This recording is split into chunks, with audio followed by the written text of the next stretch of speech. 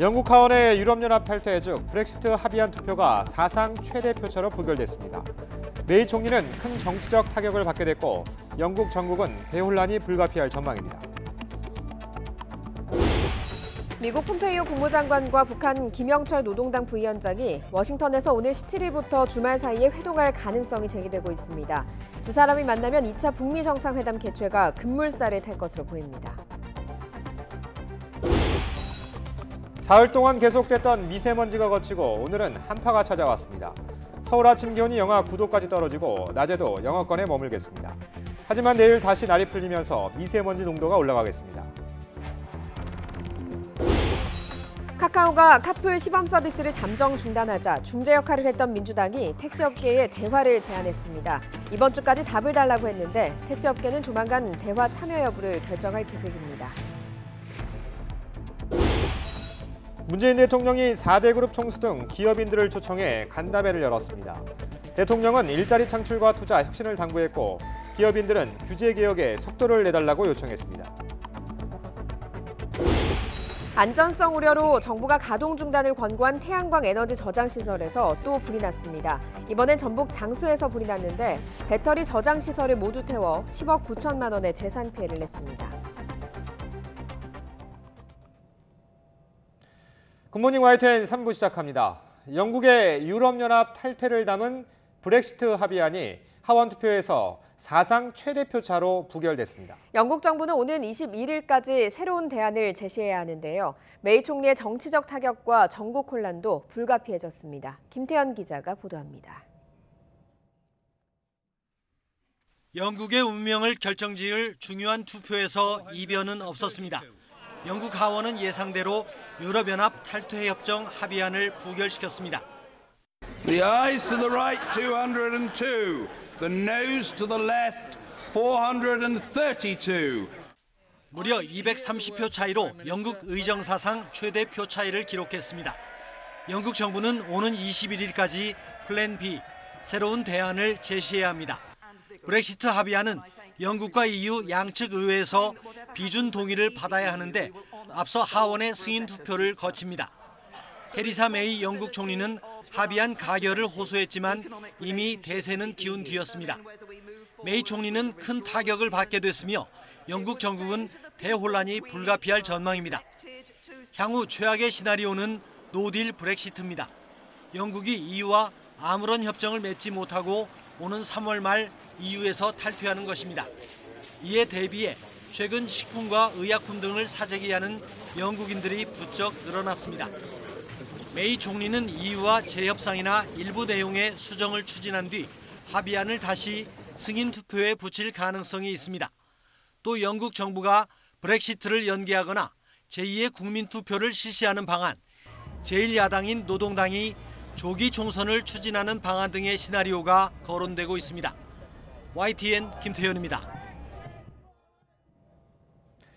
2차 북미 정상회담 준비를 위한 고위급 회담 개최가 임박한 것으로 보입니다. 이번 주 김영철 북한 노동당 부위원장이 워싱턴을 방문할 것이란 관측이 나오고 있습니다. 워싱턴에서 김희준 특파원이 보도합니다. 폼페이오 미 국무장관과 김영철 북한 노동당 부위원장이 오는 17일부터 주말 사이 워싱턴에서 회동할 가능성이 제기되고 있습니다. 폼페이오 장관은 16, 17일 재외공관장 회의와 22일부터 스위스 다보스 포럼에 참석할 예정입니다. 이를 감안하면 북미 고위급 회담은 17일 만찬과 18일 회의로 이어질 것이 유력하다는 전망입니다. 김 부위원장이 미국을 방문하면 1차 북미 정상회담 직전인 지난해 5월 말 이후 7개월여 만입니다. 앞서 CNN 방송은 김 부위원장이 이르면 이번 주 2차 북미 정상회담 논의를 위해 워싱턴을 방문할 수 있다고 보도했습니다.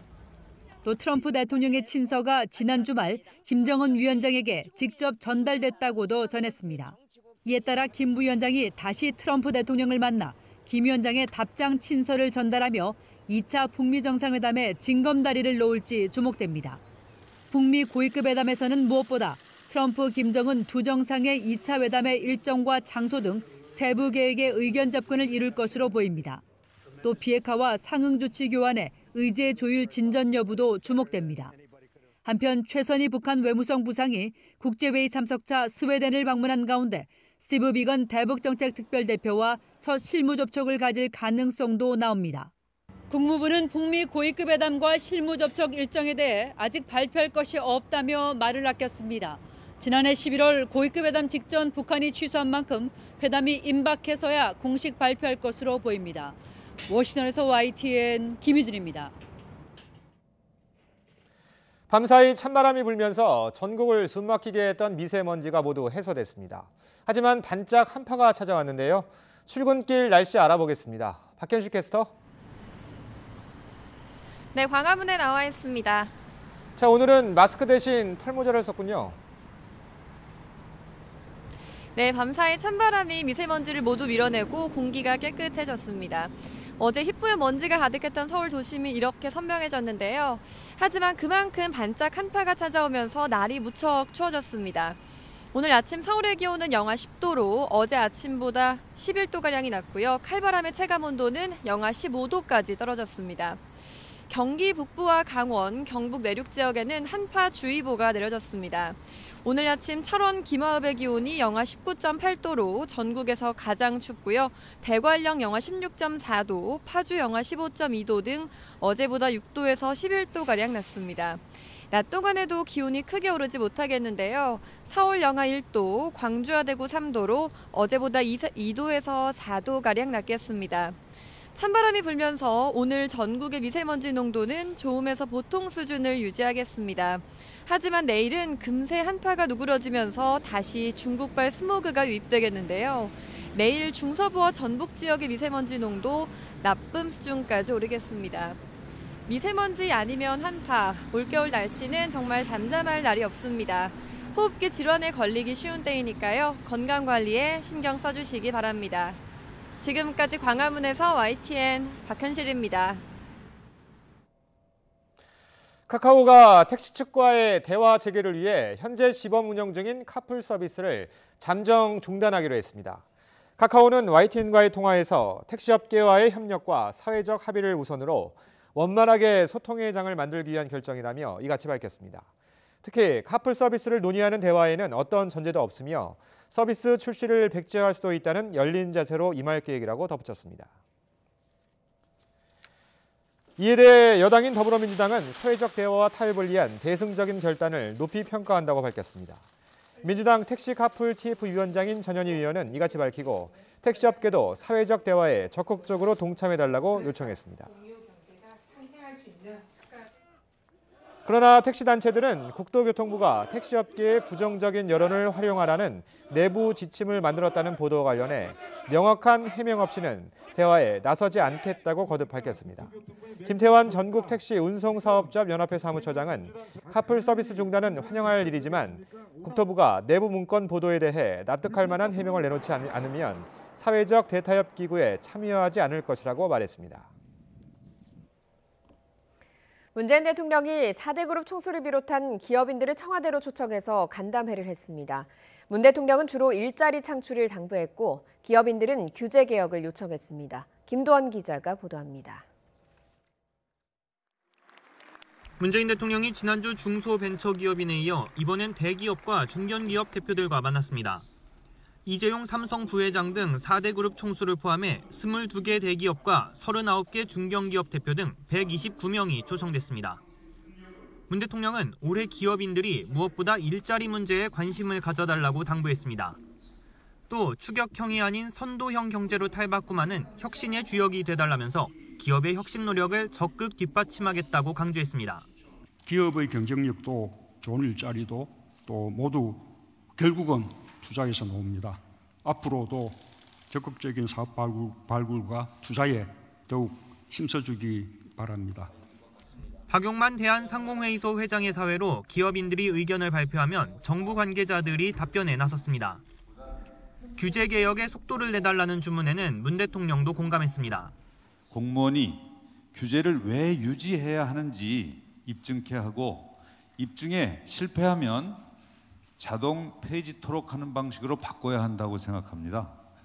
행정명령으로 이루어지고 있는 규제 같은 경우는 보다 우리 정부가 선도적으로 그렇게 노력해 나갈 수 있지 않을까라는 것이거든요. SK 최태원 회장도 손을 들고 일어나 혁신 성장을 위해선 실패를 용납하는 문화가 정책 추진 단계부터 필요하다고 지적했습니다. 규제 완화나 규제 샌드박스라는 그 안에 이 철학이 깔리지 않으면은 솔직히는 그 규제가 아무리 적다 하더라도 이것이 성공하는 데는 좀 문제가 있지 않을까라고 생각해서 말씀을 드렸고요. 이재용 삼성전자 부회장은 3년간 일자리 4만 명 창출 목표를 꼭 지키겠다면서 정부가 기업의 의견을 경청해달라고 요청했고, 정의선 현대차 수석 부회장은 미국과의 관세 통상 문제 해결을 기대했습니다. 문 대통령은 정부가 규제 혁파에 적극적 의지를 갖고 있다는 믿음을 가져달라면서 기업과 정부가 함께 경제의 어려움을 돌파해 나가자고 말했습니다. YTN 김도훈입니다. 어제 기업인과의 대화에서 원전건설 재개 주장이 나오자 문 대통령은 에너지 전환 정책의 흐름은 중단되지 않을 것이라고 말했습니다. 문 대통령은 한 참석자가 신한울 3, 4호기 공사 재개를 요청하자 현재 원전 5기를 건설 중이고 전력설비 예비율도 25%가 넘는다면서 이같이 밝혔습니다.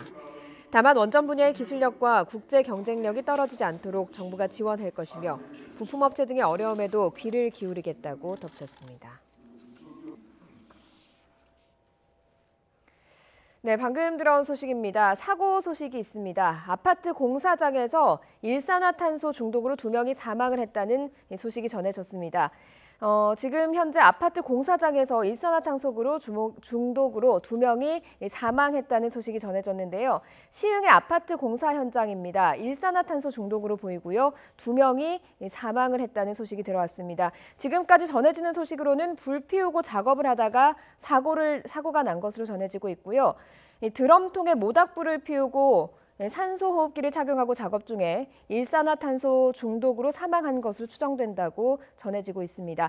자세한 소식은 들어오는 대로 전해드리도록 하겠습니다. 다음 소식입니다. 고위공직자 비리수사처 설치를 촉구하는 내용의 청와대 국민청원이 참여자 수 20만 명을 넘었습니다. 청와대 국민청원 게시판에 보면 여야는 속히 공수처를 설치하라는 제목으로 게시된 청원에 어제 20만 명 이상이 참여했고 오늘은 21만 명을 넘었습니다.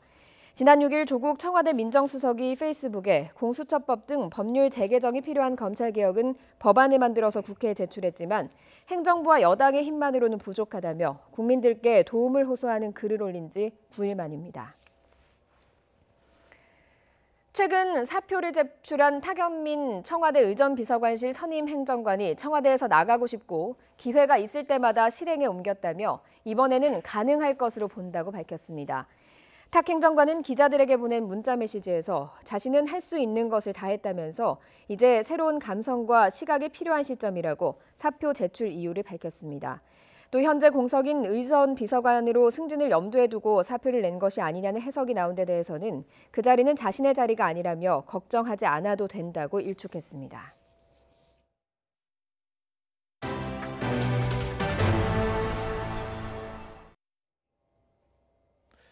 이딴 화재로 정부가 가동 중단을 권고한 태양광 에너지 저장시설에 또 불이 났습니다.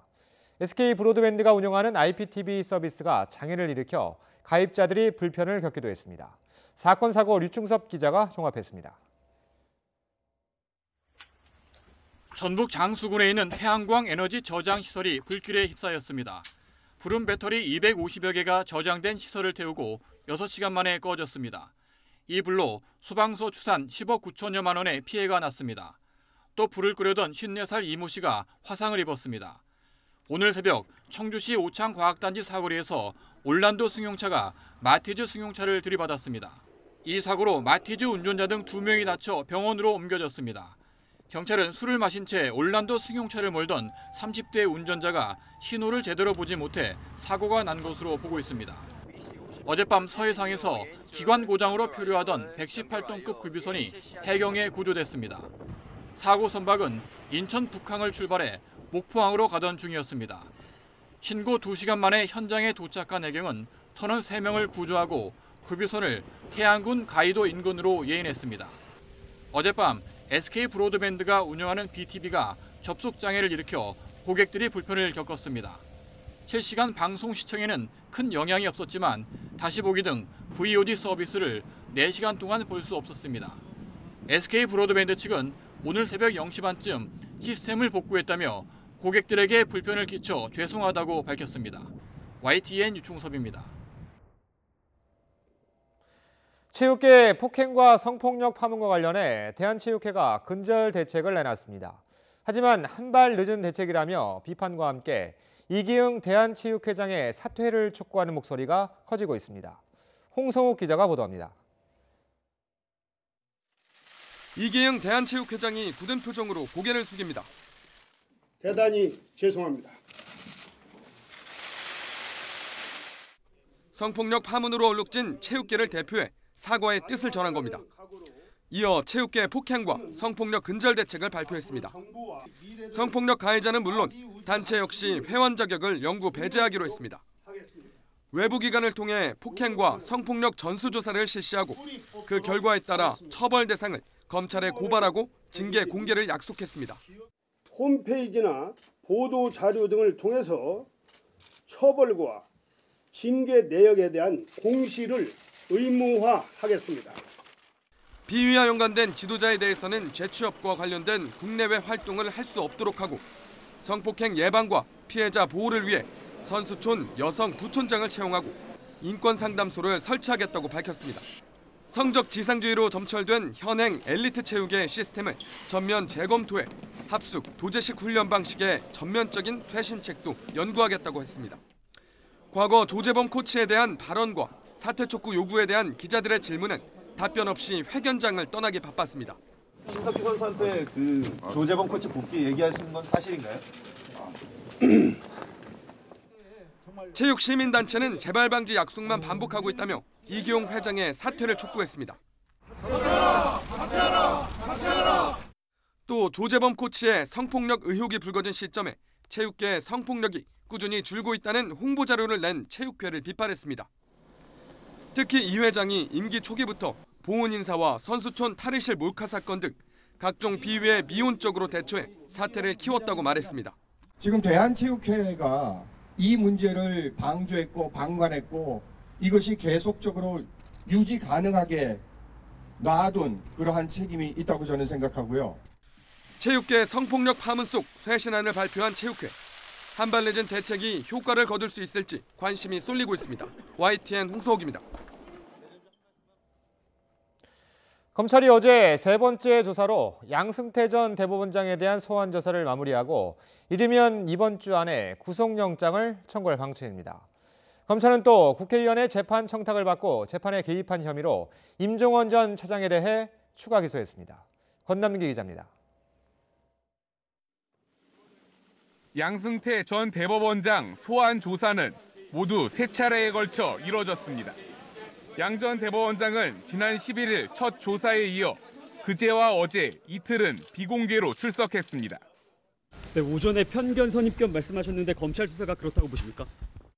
검찰은 이번 소환 조사를 통해 강제징용 재판 개입 의혹 등 40개에 달하는 양 전 대법원장의 혐의에 대해 캐물었습니다.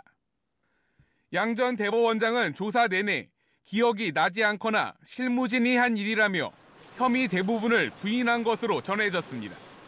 하지만 검찰은 증거가 충분하다고 보고 있습니다. 때문에 이르면 이번 주 안으로 구속영장을 청구할 것으로 보입니다. 앞서 영장이 기각된 박병대, 고영한 전 대법관의 구속영장도 다시 청구할 가능성이 있습니다. 이런 가운데 검찰은 어제 임종원 전 법원행정처 차장을 추가로 기소했습니다. 국회의원 청탁이나 판사 관련 소송을 두고 재판에 개입한 정황을 또다시 확인한 겁니다. 임 전 차장이 지난 2015년 서영교 의원으로부터 지인 아들의 죄명을 바꾸고 벌금형으로 선처해달라는 청탁을 받은 뒤 담당 판사에게 선처를 요구한 정황 등입니다. 검찰은 이와 함께 임 전 차장이 보좌관이 실형을 선고받은 전병헌 의원의 부탁에 따라 판사들에게 양형 검토 보고서를 만들게 하고 이군현 노철래 의원에겐 이른바 법률 자문을 해준 사실을 확인했습니다. 판사 블랙리스트 의혹 등 검찰 수사가 아직 남아있어 임 전 차장에 대한 추가 기소는 끝이 아닌 듯 보입니다. YTN 권남기입니다. 가습기 살균제 피해 사건에 대한 검찰의 재수사도 속도를 내고 있습니다. 고발인 조사에 이어서 제조 유통업체를 상대로 압수수색에 나섰습니다. 강희경 기자가 보도합니다. 재수사에 착수한 검찰이 수사 대상 업체에 대한 강제 수사에 나선 첫 단추는 압수수색. 대상은 모두 3곳으로 SK케미칼과 애경산업, 이마트 본사입니다. 검찰은 각 업체에 검사와 수사관을 보내 가습기 살균제 성분과 제품 제조 관련 문서, 판매 자료 등을 확보한 것으로 전해졌습니다. SK케미칼은 가습기 살균제 원료를 개발했고 애경산업은 이를 이용한 가습기 메이트를 팔았습니다. 이마트는 애경으로부터 제품을 납품받아 유통하는 데 관여했습니다. 검찰의 애초 수사는 옥시와 달리 가습기 살균제에 사용한 원료의 인체 유해성이 명확히 입증되지 않았다는 이유로 사실상 중단됐었습니다. 하지만 이후 환경부가 유해성을 입증하는 연구 결과를 검찰에 제출하면서 상황이 바뀌었습니다. 지난해 11월 가습기 살균제 참사 전국 네트워크가 SK케미칼과 애경산업의 전현직 임원 등 14명을 검찰에 고발한 겁니다. 이들은 SK케미칼과 애경산업이 가습기 살균제에 사용한 화학물질의 유해성을 알고 있었을 것으로 의심된다며 피해에 책임이 있다고 주장했습니다. 경찰이 수사에 나서고 가해 기업의 죄를 밝혀야 기업들도 사과와 배상을 할 것입니다. 빠른 수사로 많은 피해자들의 억울한 마음을 풀어주고 진실을 밝혀주시기 바랍니다. 검찰은 지난 4일 가습기 살균제 피해자 가족 등을 상대로 고발인 조사를 벌이며 본격적인 재수사에 들어갔습니다. 압수물 분석을 마친 다음에는 업체 관계자들을 차례로 소환할 것으로 보입니다. YTN 강희경입니다. 해외 연수를 갔다 물의를 일으킨 예천군 의회가 가이드를 폭행한 군의원의 징계를 의논하기 위해서 모였습니다. 그런데 폭행 당사자가 그 자리에 참석해서 논란입니다. 회의 성과도 없었습니다. 이윤재 기자의 보도입니다. 예천군의회 회의장에 의원들이 들어갑니다. 해외 연수 때 물의를 일으킨 의원의 징계 문제를 논의하러 모인 겁니다. 그런데 폭행 당사자인 박종철 군의원이 눈에 띕니다. 9명이 다 모이자 문이 닫힙니다. 이른바 비공개 간담회가 열린 겁니다. 징계 당사자가 함께 징계를 논의한 회의는 2시간 반 만에 끝났습니다. 임시회를 통해서 정상적인 절차를 거쳐 결과를 도출할 수 있도록 하겠습니다. 결정된 바는 여기까지입니다. 얼핏 절차를 강조한 것처럼 들리지만 속셈이 보입니다. 절차가 상당히 길고 까다롭습니다. 우선 임시회를 열어 윤리특별위원회 구성안을 통과시켜야 합니다. 윤리위가 열리면 위원장과 간사를 뽑고 징계 대상자에게 소환을 통보합니다. 대상자를 신문하고 변명할 기회를 준 뒤 징계 수위를 정해 심사보고서를 만들고 이 보고서가 본회의를 통과해야 징계가 결정됩니다. 아직 임시회 일자도 정하지 않았으니 징계 결정까지는 얼마나 걸릴지 모릅니다. 법이 정한 지방의원 징계는 경고와 사과, 30일 이내 출석 정지, 제명 등 4가지입니다. 이 가운데 제명은 재적의원의 3분의 2가 찬성해야 가능합니다. 예천군 의원이 9명이니 6명 이상이 찬성해야 제명할 수 있는 겁니다. 반성과 책임은커녕 버티기에 들어갔다는 비판이 나오는 이유입니다. 내가 의원인데, 그래도 아직까지 의원인데 당신네들은 시간이 지나면 어느 정도 수그러질 것이다. 그런 생각을 많이 비춰줬어요. 오직 자리 잡기기에 급급한 그런 모습. 주민들은 의원 전원 사퇴를 촉구하며 집회와 시위를 이어나갈 계획입니다.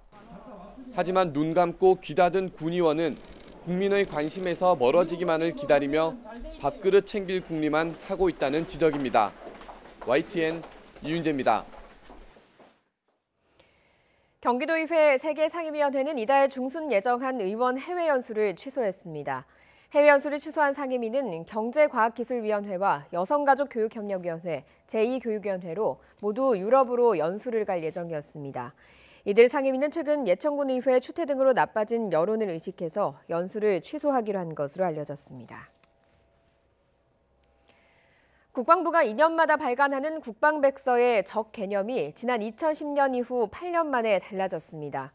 국방부가 제작한 2018 국방백서 초본은 대한민국의 주권과 영토, 국민 재산을 위협하고 침해하는 세력을 우리의 적으로 간주한다고 밝혔습니다. 이어 북한의 대량 살상 무기는 한반도 평화와 안정에 대한 위협이라고도 덧붙였습니다. 이번 국방백서에 소개된 북한의 새로운 재래식 전력도 눈에 띕니다. 북한은 핵무력 완성과 비핵화 선언 이후 재래식 무기 현대화에 공을 들이고 있는 것으로 평가됩니다. 강정규 기자입니다. 지난해 7월 김정은 북한 국무위원장은 청진 조선소를 찾았습니다. 조선소에서 새로 모은 전투 함선의 구조와 전술 기술적 지원, 무장 장비 설치 정령도 요하시고 몸소 시험 항해도 해보시면서 북한이 새로 만든 파도 관통형 고속정은 시속 90km의 빠른 속도로 바다를 누비며 기습도 가능한 전력입니다. 칼처럼 뾰족한 뱃머리에 스텔스 형상을 한 최신의 고속정에 파도를 뚫고 나가는 모습이 상업위성에 포착되기도 했습니다. 지난해 11월에는 김 위원장이 첨단 전술무기 시험을 현지 지도하기도 했는데 수도권을 위협하는 방사포에 사거리와 정밀도를 개량한 특수탄을 장착한 무기로 평가됩니다. 이 밖에 요인 암살 목적의 특수전 부대 창설과 낮은 항에서 포착된 신형 중대형 초계함 등 북한의 새로운 재래식 전력이 이번 국방백서에 망라됐습니다. 북한이 주장하는 핵무력을 완성하고 비핵화 선언 이후 재래식 군사력의 현대화에 집중하고 있는 것으로 보입니다. 지난 2년 사이 북한이 시험 발사에 성공한 북극성 2형을 비롯해 화성 12와 14, 15 등 중장거리 탄도미사일에 대한 설명도 새롭게 수록됐습니다. 아직 실제 발사된 적 없는 KN-5-8과 KN-14는 화성 13과 그 개량형이라는 북한식 이름으로 소개하면서 무기 체계의 하나로 인정했습니다. 북한이 보유한 플루토늄의 양은 핵무기 10개 정도를 만들 수 있는 50여 킬로그램으로 추정했고 고농축 우라늄은 얼마나 갖고 있는지 가늠할 수 없어 상당량이라고만 썼습니다. 남북 군사력 비교는 기존의 양적 평가를 질적 평가로 대체해야 한다는 요구가 많았지만 아직 더 많은 분석과 자료가 필요해 다음 백서 발간 때로 미뤘습니다. YTN 강정규입니다. 요즘 대한민국 입시 현실을 반영한 드라마 스카이캐슬의 인기가 높은데요. 입시와 사교육 현실에 대한 공감대 형성이 인기의 비결로 꼽히고 있습니다. 박서경 기자가 보도합니다. 자녀를 명문대에 보내려는 부모들의 입시 전쟁을 그린 드라마 스카이캐슬. 서울의대 합격시켰잖아, 서울의대. 전 꼭 선생님께서 우리 애들을 좀... 철저히 스펙을 관리해 합격을 보장한다는 억대 입시 코디네이터까지 등장했습니다. 1%에서 시작한 시청률은 입소문을 타고 20% 가까이 껑충 뛰었습니다. 유튜브에는 각종 패러디 영상이 쏟아졌습니다.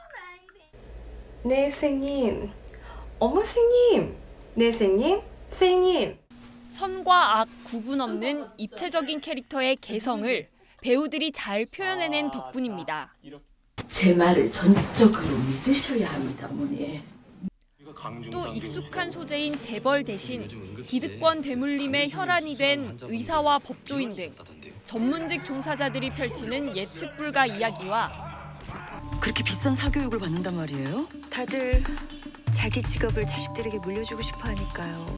곳곳에 숨겨져 있는 복선을 찾아내는 재미가 시청자들을 사로잡았습니다. 봉사활동은 어떻게 했는지 동아리는 나 영재 포트폴리오에 절실하게 필요해요. 입시 과정에서 생기는 풍토를 현실감 있게 반영해 학부모와 학생들의 공감을 불렀습니다. 입시에 대한 욕구가 국민들 사이에 거의 공통된 것이기 때문에 그런 차원에서 공감이 느껴지는 것이고 추리도 하고 또 맞는지 안 맞는지 실제 영상을 보면서 확인도 하고 이런 것이 하나의 놀이처럼 번지면서 입시 공화국의 허를 찌른 스카이캐슬. 씁쓸한 웃음을 선사하며 많은 시청자를 브라운관 앞으로 불러 모으고 있습니다. YTN 박서경입니다. 수요일 굿모닝 YTN 마칩니다. 내일 아침도 부지런히 준비하겠습니다. 고맙습니다.